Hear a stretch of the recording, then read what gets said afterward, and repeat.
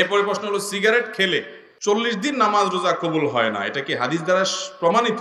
ধূমপানকারীর মুখ থেকে যে দুর্গন্ধ হয়, ধূমপানকারী নিজে যারা আছেন, আমি মাঝে মধ্যে বলি ভাই, নর্দমার কাছে, ড্রেনের কাছে গিয়ে একটু ড্রেনের গন্ধটা শুকে, এরপর নিজের মুখের গন্ধটা শুকে দেখেন যে ওইটার চাইতে আপনার মুখের গন্ধ মারাত্মক। আমি একবার ঢাকার এক হাসপাতালে মসজিদের পাশে সালাত আদায় করতে দাঁড়াইছি, আমার পাশে একজন দাঁড়াইছে, তার শরীর থেকে যেই গন্ধ, আমি চিন্তা করলাম এই লোকটাকে কিছু একটা বলা দরকার, কিন্তু বললে মাইদ্যেরও খাওয়ার ভয় আছে।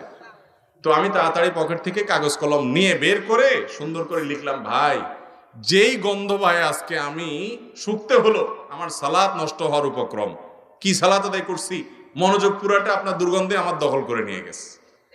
তো আল্লাহর রাস্তায় আল্লাহকে ভয় করেন, এটা আর করেন না। এটা লিখে কাগজটা আমি সাইডে রেখে, সে সালাতের মধ্যে আছে এই অবস্থায় আমি তার সামনে রেখে আইজো দৌড় কাইলো দৌড়।